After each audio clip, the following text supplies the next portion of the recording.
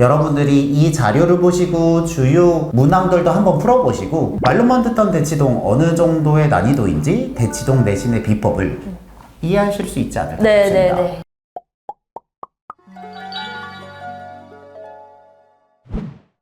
안녕하세요, 대치동 개슬입니다. 오늘도 제 옆에는 콴다 일로의 원다송 팀장님 모셨습니다. 네, 안녕하세요. 저희가 지난번에는 대치동에 있는 3개 학교의 1학년 2학기 시험지를 분석했고요. 오늘은 두 번째 2학년 2학기 순서입니다. 네. 오늘 준비한 학교는 어디죠? 저희 오늘은 중동중, 희문중, 대청중. 이번에도 대청중은 포함시켜가지고 대청중이 어려우니까. 네네네네. 첫 번째 중동 먼저 해볼까요? 네. 네, 어때요? 우선 전체적으로는 현재 2학년 2학기 시험 범위 자체가 네. 학교마다 매우 다르죠. 달라요. 좀 다르긴 많이 달라요. 근데 일단 지금 준비한 학교는 그래도 좀 비슷한 학교로 준비를 했고, 근데 그 중에 중동중은 1학기 내용이 조금 들어가요. 1차함수까지 포함시킨 형태여가지고 그 부분을 다루는 시험지인데, 우선 1차 함수 관련한 문항 중에서는 크게 난이도가 높진 않고, 이제 어쨌든 기하 파트에서 조금 무게가 있는데, 전반적으로 봤을 때 난이도가 매우 높진 않다. 할만하다. 네, 할만한데 중간중간에 아이들이 어려워할 만한 유형을 포함시킨 거거든요. 그래서 기하 파트에서 삼각형의 외심과 내심인데 그 도형 자체에 삼각형의 외심만 따로 내심만 따로 그리면 아이들이 좀 잘 하거든요. 쉽죠. 근데 이게 외내심을 같이 그려놓으면 몰라요. 굉장히 헷갈려요. 그래서 그런 문제를 무게를 줬던 학교가 중동중이라고 생각이 들어가지고 이 부분을 아이들한테 많이 풀려봐야 한다라고 생각을 해서 중동중 시험 문제를 뽑았고요. 그래서 그 문제가 대표적으로 12번이 있고, 네. 그 다음에 이 중동중 자체 시험 문제에서 가장 어렵다고 뽑으면 저는 15, 16번 세트 문제가 있거든요. 네. 15, 16번도 비슷한 형태예요. 삼각형 안에 외심과 내심이 동시에 존재해야 되는 상황인데, 문제는 뭐냐면 15번, 16번은 그림이 없는 문제입니다. 1학년 때 시험 때도 얘기를 드렸지만 그림 없이 정보만 주고 풀어야 되는. 그리고 심지어는 시중 유형에서는 거의 볼 수 없는 우리 중동중 선생님이 많이 고민해서 출제를 하신 문제인 거죠. 그래서 이 부분은 아이들이 접하지 못했을 거니까 학교 시험 문제에서 바로 이 문제를 받아봤으면 매우 당황하기 쉬운 유형인 거죠. 그래서 한 번쯤 봤으면 하는 유형이었고요. 그래서 그 부분이 조금 난이도가 있었고, 그리고 14번 문제도 좀 제가 주요 유형을 뽑은 건 아무래도 1차 함수를 포함한 범위다 보니까 1차 함수와 기하 파트를 섞어서 1차 함수를 활용해서 평행사변형을 만들어내는 조건까지, 그리고 심지어는 어떻게 보면 1차 함수 위에 정수인 점만 찾아야 되거든요. 네. 그러니까 정말 이걸 케이스별로 아이들이 분석을 해서 찾아야 되는 조건에 맞는 점만 찾아서 그걸 경우의 수를 생각해서 답을 찾아내야 되는 좀 어렵네요. 굉장히 종합적인. 근데 사실 대신 그러니까 뭐 개수가 많진 않아요. 조건을 생각해야 되는 경우의 답이 많진 않은데 어쨌든 이 모든 부분을 아이들이 분석해서 해결을 해야 하는 문제로는 14번이 좀 어려웠지 않았을까. 그러면 이 14번하고 15번하고 16번은 네. 저희가 나눠드리는 자료에 있거든요. 그래서 주요 문항 분석을 보면 14, 15, 16은 거의 다 블랙 라벨이긴 해요. 네네네. 그쵸? 근데 블랙라벨에서 갖고 오긴 했으나 이것 똑같진 또한, 않고. 네, 그나마 비슷한 형태로 이제 끌어온 거긴 한데, 아까 얘기 드린 14번 문제의 경우는 1차 함수와 기하 파트, 그러니까 1학기 파트와 2학기 파트가 섞여야 되다 보니까 사실 시중 문제집에서 거의 보기 어렵긴 하죠. 범위 자체가 중동중 선생님들 최고십니다.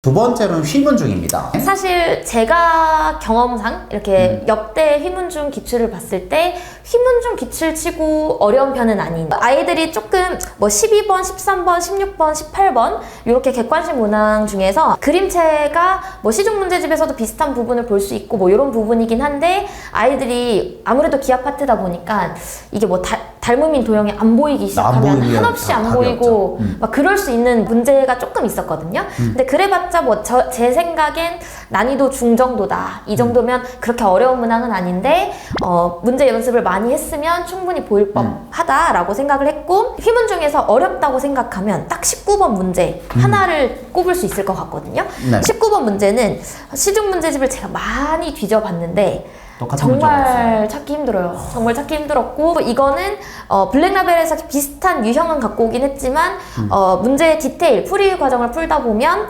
조건 부분이 아예 달라요. 그래서 제가 생각했을 땐 정말 그나마 비슷한 걸 끌어오면 제가 그 자료에 보내드린 블랙라벨 문제인 거고 이 문제 자체로는 전혀 그 시중 문제집에서 연습했던 유형이 아니었을 거라서 아이들이 휘문중 아이들이 아마 시험을 봤다면 1번부터 18번까지 할만한데 하다가 이게 뭐야 해서 19번에서 이제 멘붕이 오는 그런 문항이었지 않았을까 싶습니다. 학부모님들은 어느 정도까지 문제집을 풀어야 대치동에 왔을 때 내신을 그래도 수월하게 고득점을 받을 수 있는지가 궁금한 거잖아요. 그거 제일 좋은 거는 그 시험지를 보는 거니까 이런 유사 문제들을 가지고 한번 풀려보시면 충분히 답이 나올 거라고 생각합니다. 마지막으로 대망의 대청 중입니다. 대청이죠. 네. 대청은 작년 시험 문제에서 네. 제가 포인트로 잡을 만한 문제가 굉장히 많았는데요. 네. 어려웠다는 얘기입니다. 네, 어려웠다는 얘기인데 네. 일단 가장 중요한 핵심은 저는 사실 9번 문제에 있었다고 생각이 들거든요. 네. 그러니까 9번 문제는 그 어떤 시중 문제집에서도 사실 찾기 그러네요. 힘들었어요. 네. 이게 뭐였냐면 실제 교과서, 제가 유사 문제도 시중 문제집이 아니라 교과서에서 찾아냈거든요. 저도 사실 내신 대비할 때 아이들한테 많이 강조하는 게 제발 선생님 수업 듣고 교과서 저를 제발 한번 풀어봐라. 교과서 봐. 제발 교과서 봐야 해. 이렇게 하는데 교과서 중간중간에 뭐 창의적으로 생각하기 뭐 이런 파트가 있어요. 근데 그럼 우리 아이들은 그냥 뭐야? 약간 이렇게 넘기는 페이지인데 거기 안에서 이제 시험 문제를 끌어온 가장 대표적인 유형이 9번이었거든요. 이게 교과서 안에서 뭐 모래를 이용한 실험을 해요. 근데 이게 실험 내용을 아이들이 수업 시간에 혹은 설명을 듣고 이 부분에 대한 이해가 없었으면 시험 문제만 봤으면 이게 진짜 멘붕 왔겠네요. 네, 이게 내심을 찾으라고 하는 거인지도 사실 파악 자체가 힘들고 이 문항을 읽는데도 아마 오래 걸렸어요. 네, 오래 걸렸을 거예요. 글은 읽는데 이게 무슨 말인지 모르고 그래서 9번 문항이 정말 아이들 교과서에 있는 그 구석구석 내용을 잘 안 봤으면 힘들었을 법한 문제라고 생각을 했고요. 14번 문제는 아이들이 등적 변형을 이용해서 푸는 문제이기 때문에 이 부분은 아이들이 개념은 어느 정도 알고 있는데 그림이 조금 복잡해서 아이들이 이거를 좀 당황했으면 어려웠을 법한 형태였고 근데 진짜 잔인하네요. 19번하고 막 19번, 이제 21번, 그쵸. 22번인데요. 19번은 그림 자체가 일단 그때 1학년 때도 했었지만 그림에서 주는 압박 네. 이게 뭐야 여기에서 이제 닮음인 삼각형도 찾아야 되고 뭐 여러 가지 평행 사변형의 성질도 써야 되고 그러니까 이 기하 파트의 개념을 총집합 해놓은 형태가 19번 객관식 문제여서 그게 조금 어려웠을 거고요 아이들한테. 그리고 21번 문항은 뭐 그림자 문제인데요. 닮은 비의 활용인데 여기 문제에서 조금 꺾는 포인트가 있어요. 그냥 단순히 닮은 비를 활용하는 문제가 아니라 그림자가 꺾이거든요. 그림자의 그 성질, 개념을 알지 못했다면 풀기 어려웠을 수 있었던 문제였습니다. 그래서 21번이 좀 어려웠고 그 다음 22번이 객관식 문제 중에선 가장 마지막 문제인데요. 22번 문제는 개념은 굉장히 단순해요. 닮은 비의 활용 문제인데 아이들이 닮은 비, 어떤 도형이나 입체 도형의 닮은 비를 알고 그거에 대한 넓이의 비가 제곱이 되고 부피의 비가 세제곱이 되는 건 잘 알아요. 근데 22번은 그걸 활용해서 계산을 때려서 이제 답을 찾아야 되는데 그 과정이 굉장히 계산 과정이 되게 복잡해요. 정말 전략적으로 뭐 이 아이가 만약에 시험 문제를 전체적으로 이런 문제가 있구나 파악을 하고 나서 앞부분 빠르게 풀고 뭐 여기에 시간 투자를 해야 될을 생각하지 않았다면 사실 22번은 거의 찍는 문제가 아니었을까 저는 감히 예상을 했죠. 시간이 모자라서. 네. 그렇죠. 이거는 정말 계산하면 할 수 있는 문제인데 계산이 많이 쉽지 않다. 복잡했던 문제여서 22번까지. 그래서 2학년 문제로는 이렇게 세 시험지를 풀어봤습니다. 그래서 선생님께서 요거를 이 정도 설명을 하고요. 그리고 각 시험별로 주요 문제들 가지고 요 영상 뒤에다가 붙여서 한번 할 테니까요. 여러분들이 이 자료를 보시고 주요 문항들도 한번 풀어보시고 그 문제집에 나와 있는 유사 유형들도 있으니 그것도 풀어보시고 저희가 올리는 기출문제 풀 버전도 한번 시간 맞춰서 풀어보신다면 말로만 듣던 대치동 어느 정도의 난이도인지 대치동 내신의 비법을 이해하실 수 있지 않을까 싶습니다. 그렇죠. 그럼 저희들은 다음 주 3학년 시험 내용으로 찾아뵙겠습니다. 여러분들의 교육을 응원합니다. 저희는 대치동 캐슬이었습니다. 감사합니다. 이번에는 중동중 기출문제 중에서 제가 이번엔 될 세트 문항이어가지고 대표 문제로 15번, 16번을 풀이해보려고 하거든요. 15번, 16번이 그림이 안 주어진 상태에서 여러분이 문제만 읽고 조건을 생각해서 그림을 그려서 풀어야 하기 때문에 좀 어려웠을 것 같아요.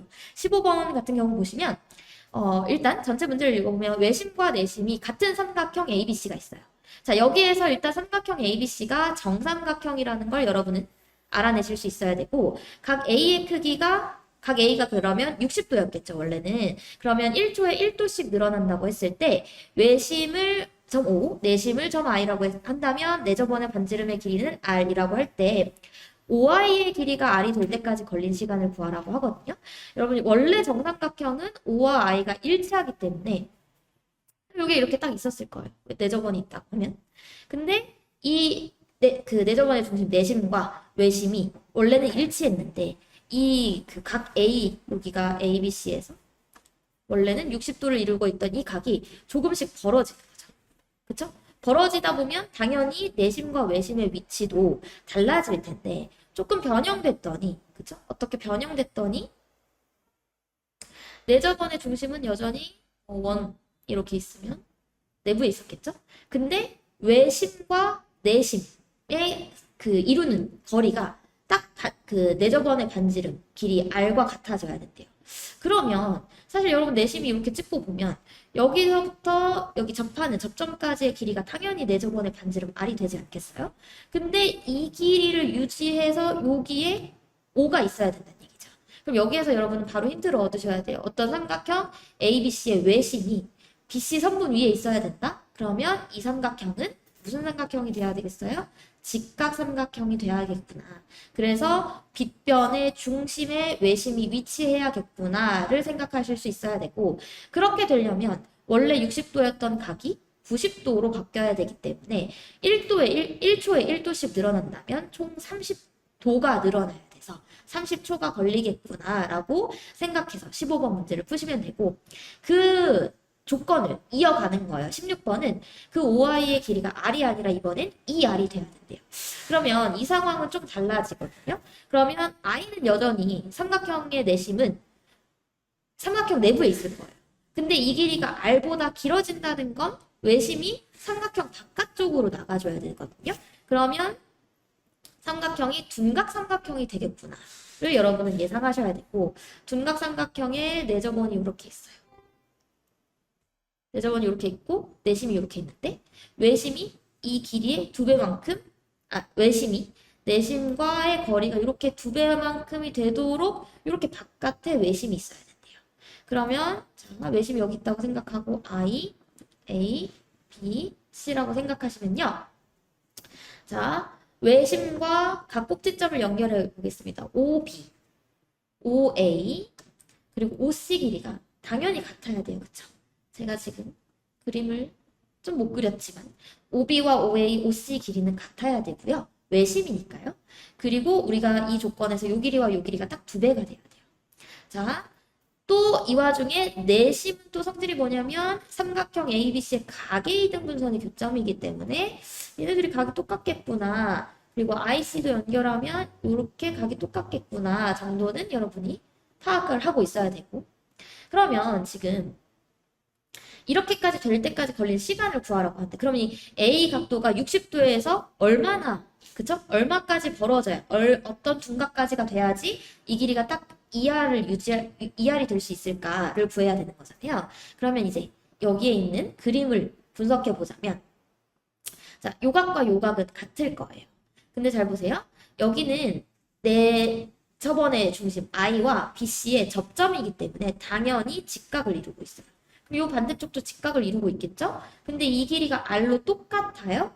그러면 B 여기 요 점 I와 O 사이의 점을 뭐 H 정도로 잡아보면 BH는 공통이에요. 양쪽 IBH 삼각형과 OBH 삼각형이 서로 합동이 될 거라는 걸 여러분이 찾을 수 있고, 아, 그럼 여기까지 각도가 똑같겠구나. 그럼 우리 제가 지금 점각이라고 표기한 각을 편의상 각 X라고 해볼게요. 그러면 이 각이 3X가 되겠죠? 근데 또 OBA는 또 이등변 삼각형이에요. 그쵸? 그러면 여기 각 ABO의 크기와 각 BAO의 크기는 같기 때문에 이 각의 크기도 3X가 될 거고요. 그쵸? 그 다음에 그렇게 되고, 그 다음에 요 각도 Y라고 잡아보면 여기도 마찬가지 원리로 여기 Y로 각이 똑같아지고 이 각이 3Y야? 그럼 이것도 3Y가 되겠죠. 그러면 여러분 삼각형 ABC의 내각의 합을 구해보세요. 삼각형 ABC의 내각의 합. 지금 각 A로 보이는 각이 3X 더하기 3Y. 그리고 각 B는 2X, 각 C는 2Y. 그럼 다 더해주면 5X 더하기 5Y가 되고 이게 총 180도가 돼야 하죠? X 더하기 Y는 5로 나누면 180을 5로 나눠서 36도가 될 겁니다. 근데 우리는 각 A이기 때문에 36의 3배가 되어야겠죠. 3X 더하기 3Y니까. 그러면 36, 18에 108도가 될 거잖아요. 그래서 108도가 되려면 원래 60도에서 그쵸? 108도까지 늘어나기 위해서 몇 초가 걸렸겠어요? 48초가 걸렸다라고 보실 수 있죠. 그래서 전체적으로 그쵸? 15번, 16번은 그림이 안 그려져 있어서 또 어렵고 여러분이 이 조건에 맞는 상황을 생각해서 그 조건을 맞게끔까지 문제를 풀었어야 됐기 때문에 쉽지 않았을 거라고 봅니다. 15번, 16번은 풀이는 여기까지 해서 마무리하도록 하죠. 이번에는 휘문 중 19번 문제 풀이해보도록 하겠습니다. 19번은 ABCD 평행사변형에서 BCE가 이등변 삼각형, CDE도 이등변 삼각형. 근데 각 BEC가 90도를 이루고 있는, 그러면 EBC는 직각 이등변 삼각형이 되는 거고, 그때 CD의 길이가 또 5라고 주어졌고, AE의 길이와 BE의 길이의 합이 A라면, ABE 내저번의 반지름을 이 A에 대한 식으로 나타내라고 하거든요. 그럼 여러분 이 문제를 봤을 때 물론 당황하실 수 있지만 먼저 아이디어를 생각해내야 하는 건 AB 삼각형의 두 변의 길이의 합이 A라고 주어지고 내저번의 반지름 R을 보통 내저번의 반지름 R이라고 하니까 이 R을 A에 대한 식으로 표현을 하라고 하는데 그럼 이걸 어떻게 A에 대한 식으로 표현할까? 무엇을 활용해야 될까라고 보시면 여러분 삼각형 ABE의 넓이를 활용해야겠구나는 하셔야 돼요. 그쵸? 그 부분을 생각해내는 게 여기서 되게 중요한 포인트고 그럼 이 삼각형의 넓이를 구해서 내저번의 반지름을 A에 대한 식으로 표현할 건데 근데 이 삼각형의 넓이를 구하기 위해서 또 필요한 게 보통 삼각형 넓이 우리 밑변과 높이를 이용하잖아요. CD의 길이가 5라고 주어졌기 때문에 AB의 길이가 5라는 거 여러분 찾아내실 수 있고 그러면 높이가 필요하니 꼭지점 E에서 AB의 수선의 발을 내려야겠죠. 그쵸? AB의 수선의 발을 내리고 이 높이를 구해야 되는데 이 수선의 발을 조금 연장해보면 꼭지점 E에서 반대편으로 또 수선의 발을 내릴 수 있잖아요. 평행사변형이니까. 그쵸? 여기에 이렇게 수선의 발을 내리면 이거의 연장선은 CD에서도 그쵸? CD에서도 당연히 수직이 될 겁니다. 그러면 CD에도 수직을 내릴 수 있는데 그러면 여기에서 ECD가 이등변 삼각형인 이유가 있겠죠. 이등변 삼각형이야? 그럼 꼭지각 2에서 수선의 발을 내렸기 때문에 요 점을 편의상 H라고 한다면 DH와 CH 길이가 정확하게 2분의 5가 되겠구나. 여러분 그걸 아실 수 있어야 되고 자 그리고 BEC도 아까 직각 이등변 삼각형이라고 했죠? 그럼 여기에서 잘 보세요. 직각이 보이고요. BE와 CE의 길이가 똑같아요. 그쵸? 그리고 여기 우리 아까 이 2에서 연장선 180도 요 각이 180도잖아요. 그러면 90도가 껴있고 여기가 점각이면 그쵸? 점각이면 요 각을 X각이라고 표기 많이 하시잖아요. 그럼 여기가 점각, X각, 직각삼각형에서 여기도 X각, 여기 점각 가능할까요? 그러면 뭘 찾아낼 수 있나요? 여기 H라고 점 표시했으니 요 점은 뭐 T라고 해보겠습니다.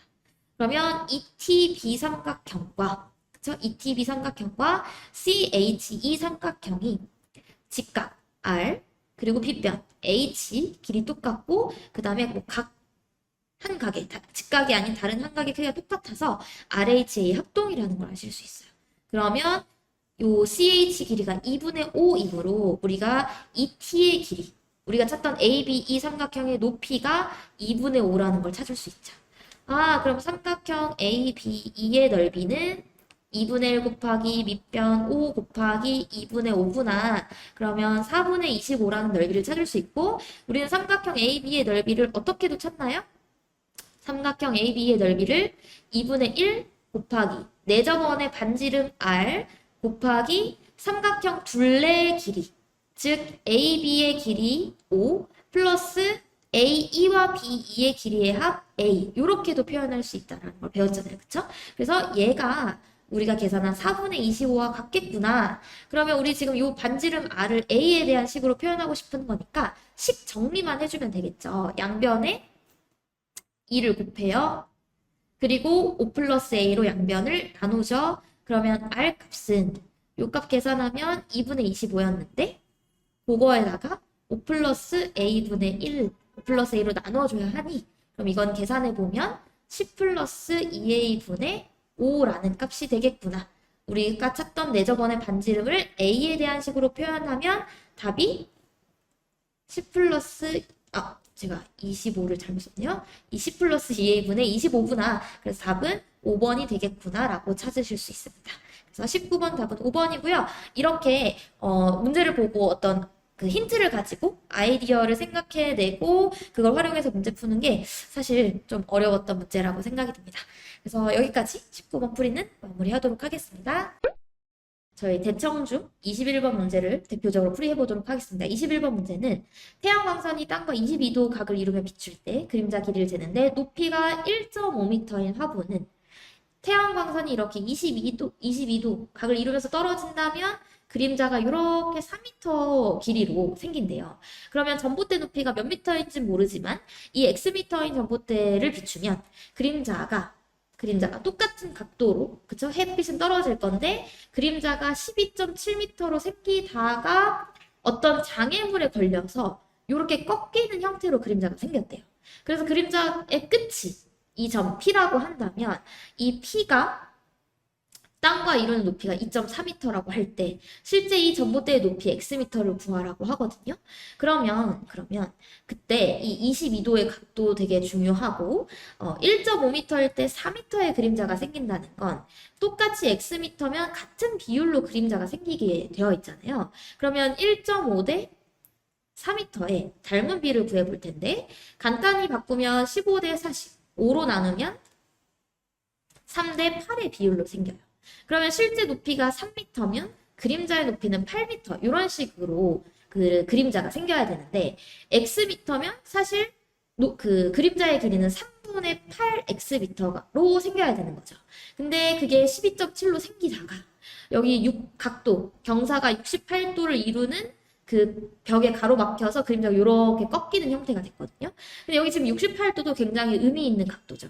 왜 68도를 줬겠느냐? 22도와 합쳤을 때 정확하게 90도를 이루는 각이죠. 그렇기 때문에 이 68도를 일부러 준 거거든요. 그러면 얘를 어떻게 활용할 거냐면 잘 보세요. 만약에 이게 그림자가 꺾이지 않았다면 제가 그림자가 이렇게 쭉 생겼을 거 아니에요. 이렇게까지. 그쵸? 어떻게 생기냐면 지금 이 가로막힌 제가 직선을 잘 예쁘게 이렇게 벽만 가로막지 않았더라면 이렇게 그림자가 생겨야 되는 상황이거든요. 그쵸? 어디까지? 요 끝까지. 보이실까요? 요렇게까지 그림자가 생겨야 되는데 이 벽이 가로막고 있었던 거예요. 근데 이게 정확하게 요 각이 68도다. 그러면 원래 우리가 예상했던 그림자의 끝과 이루는 각이 여기가 22도가 될 거라는 걸 여러분은 아실 수 있고 그러면 이 또한 닮은 비로 구해야 될 건데요. 여기에서 활용할 수 있는 게 지금 현재 요 P가 땅과 이룬 요 높이가 현재 22.4m라는 거거든요. 거거든요. 그럼 이걸 조금 확대해서 그려본다면 이런 거죠. 지금 요게 제 그림자 끝 P라고 하면 여기가 2.4m고요. 이 각이 22도, 요 각이 현재 68도라는 얘기예요. 그러면 요 닮은 B랑 동일할 거예요. 왜냐면 여기가 직각, 여기도 22도, 68도였을 거기 때문에. 그러면 사실 이 길이와 이 길이의 비율이 3대 8이 돼야 돼서 여기가 2.4라면 2.4를 8로 나누면 0.3이죠? 그래서 요 길이가 실제로 0.9m라는 걸 구하실 수 있고, 그러면 여기가 0.9m고, 그쵸?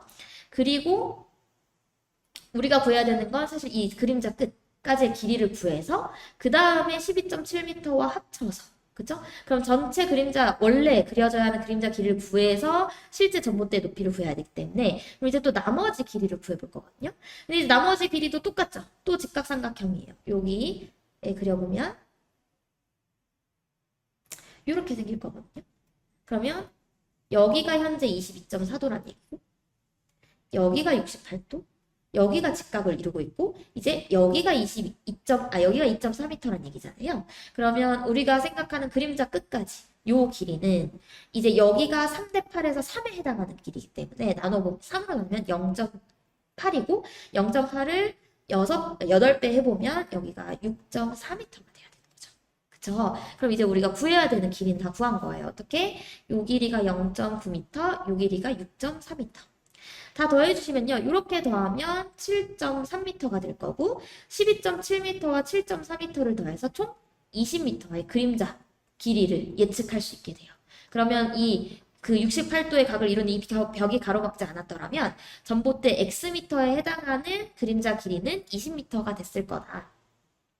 그러면 마찬가지 닮은 비를 이용해서 X 대 20m는 3 대 8을 이뤘어야겠죠? 그러면 X 값은 8분의 60이 됐겠죠. 약분까지 하면 어떻게 됩니까? 4로 나눠서 2분의 15가 되겠죠. 그러면 7.5m에 그쵸? 전봇대 높이를 찾으실 수 있어요. 답은 4번이 될 겁니다. 그래서 단순히 이 닮은 비만 이용해서 그림자 길이를 찾으라고 했다면 쉬운 문제였을 수 있는데 여기에 숨겨져 있는 그쵸? 그림자를 찾아야 됐어서 여러분이 어려웠을 수 있는데 이렇게 풀이를 하면 된다라고 생각하시면 될 것 같습니다. 여기까지 21번 풀이였습니다.